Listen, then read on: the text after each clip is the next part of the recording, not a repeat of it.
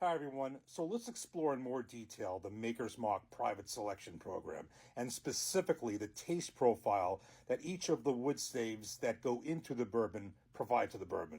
So a lot of people who know me on here know that Maker's Mark is definitely one of my top favorite distilleries. And a few people actually have reached out to me and asked me if I could do some kind of tutorial or just a video explaining in a little more detail what these wood staves are all about. And you know what, honestly, a lot of people don't know that I really originally wasn't quite sure myself, and I looked more into it, and I really wanted to kind of give a little bit more in-depth knowledge about what exactly they do, because people see these numbers on this bottle and sometimes just not sure what it does. I think this is a good opportunity to explore that.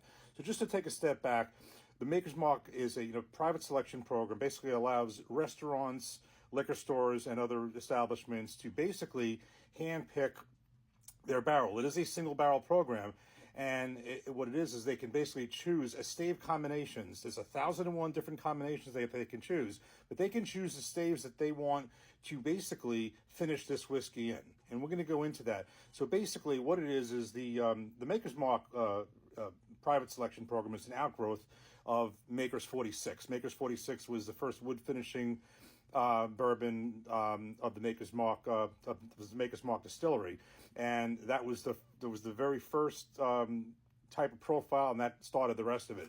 So what basically this is you take Maker's Mark cask strength bourbon. So that's that bottle you see, the Maker's Mark cask strength. That's why I said when I reviewed that bottle that is the most important bottle, I think, because that's where it all starts, and either it gets watered down to make the regular Maker's Mark and or Maker's 46 with adding staves, or it gets put here to add staves for the private selection program. But it all starts with the Maker's Mark at cask strength.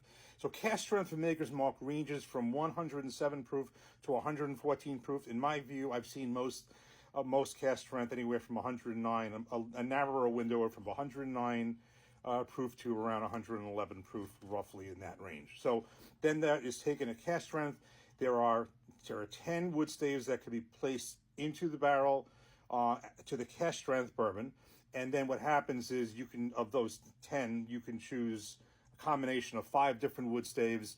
There are 5 different wood staves, and there are 10 wood staves, so you choose the combination you want. It then gets finished in their limestone cellar for approximately another 9 weeks, and then you have this bottle. So just as an example, and I thought this would be a good video to do, because in the next video that follows, as far as Maker's Mark, I'm going to be reviewing this bottle, and this is the bottle that I purchased, which I did a quick video on about a week ago. And I used a gift card for this and another bottle, and this was purchased at ShopRite Liquors of Freehold. Specifically, this is a Saker ShopRite Wine and Spirits, Freehold, New Jersey. That is their private selection bottle. This has been sitting around a while. Like, this is from March 2020. This specifically is bottle 86 of 252. So basically, and I've seen that before, I don't know if that's the exact number, but basically they get 252 bottles of this one, and I think that's about what it is for most, if not all. But that's what this is, 86 of 252. This specific proof is 111.8 proof. So that's right in that range, and I've generally seen, like I said, 109 to 110 seems to be the sweet spot, although it can range from 107 to 150. I've not seen any 107s, and I haven't seen a 114. It's generally 109 to 111 as far as I've seen, both of the just a regular Maker's Mark cask strength and these private selections as well.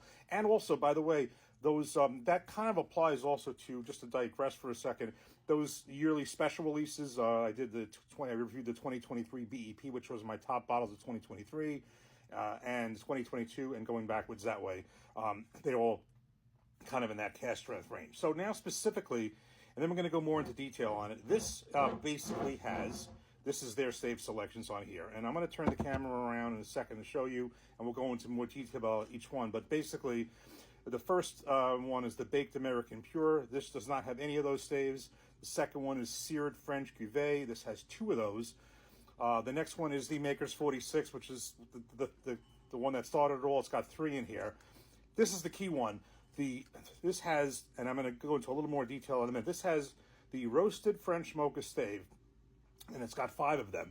The key thing with this is since this is from 2020, this has the French mocha, the roasted French mocha stave. But as of, I believe, February 2021, that stave is discontinued. It was replaced by the, I believe it's the, I have to get the name of it. It's a different, I'm going to get that, actually, I have that on the other side of this. It's a different French oak stave. But both of them kind of have that cocoa kind of chocolate feel, but they're prepared differently. I remember this was the first Maker's Mark private selection I had was from Wegmans, and it also had 5, and it had the roasted French mocha, which has since been discontinued. It's similar, the one that they replaced it with, but it's prepared differently. We'll go into that in a second. But the key number I look for is 5 or something like that. I like a high number on the roasted French mocha, or it's called the roasted, I believe, French median. But it's similar, but not the same thing. And lastly, the last stave is the toasted French spice, the 0 in this one. So I'm going to turn the camera around. I'm going to go specifically into the taste notes and tasting profiles each one provides. Okay, so you'll see the front of the bottle here, and you'll see the numbers in the order that I read them before, but we'll go into more detail on each one. So starting from the left, which is the first stave, is the Baked American Pure, or PRA, however you pronounce it. There's none of those staves in this one, but just so you understand, this was the first stave that was sampled in the program. Let me just get the camera straight here. Okay, so this was the first the first stave used in the program. It is American oak, slowly toasted, with notes of brown sugar, vanilla, caramel, and spice. The next one is the seared French cuvee. There are 2 staves in this one used, and that is French oak, ridge cut and seared with infrared heat, with notes of toasty oak and caramel. Now, third, the Maker's Mark that started it all. There's 3 of them in here. That's also called Stave 46. That's how they got the name. It is also seared French oak with notes of dried fruit, vanilla, and spice. Basically, as an example, if you took 10, I've seen one of these, one of these private selections. If you took 10 staves of Maker's 46 and you had 0 for everything else, you would basically essentially have cast strength Maker's 46. Just a side note, if you're going to do it that way, you might as well buy the Maker's 46 cast strength if you can find it, because it's cheaper. I mean, flat out, I think that's 40 something or 50. I think it's like $50 or something, and these are, these run from 60 up. So if you're going to do it that way, you might as well just get the cast strength Maker's 46. Just my own thought.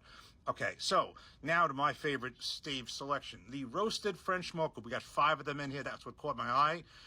And very important to note, since you note the date in the bottom right is March 2020, they do not, this has been discontinued, as I said before, as of February 2021. They don't let you do this for any new ones. I think if you're in the program, they can recreate it, but they don't let you do any new ones as of that time.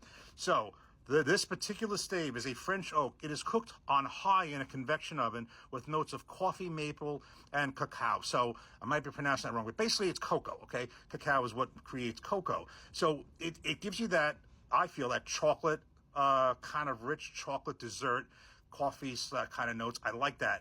What it was replaced with, so this bottle is going to have that, but the replacement as of February 2020 is roasted, and that is called the roasted French median, I believe it is. Which is the roasted French oak. So again, French oak. The difference is it's cooked on low in a convection oven. So that says notes of milk, chocolate, nuts, dried fruit. I think it's kind of similar. I think this one's better, though. I think this one's better, the one they discontinued, my own opinion, but it is similar. Last but not least is the toasted French spice, which there is 0 in this one. It is also French oak. It is toasted at a high heat, and then, so it starts at a high heat, then low. Notes of smoke, coumarin, and spice. And there you have it. That is the Maker's Mark private selection program and what all the staves mean. And as a side note, I believe it uses the same Maker's Mark mash bill throughout the program, throughout the distillery, 70% corn, 16% wheat, 14% malted barley. Stay tuned for my next review, which we will be cracking this bottle open and reviewing it. And there's only one of a kind. Each one of these bottles is unique. They're single barrels, so we are going to crack this open and review it. Cheers. Thanks for watching. Take care.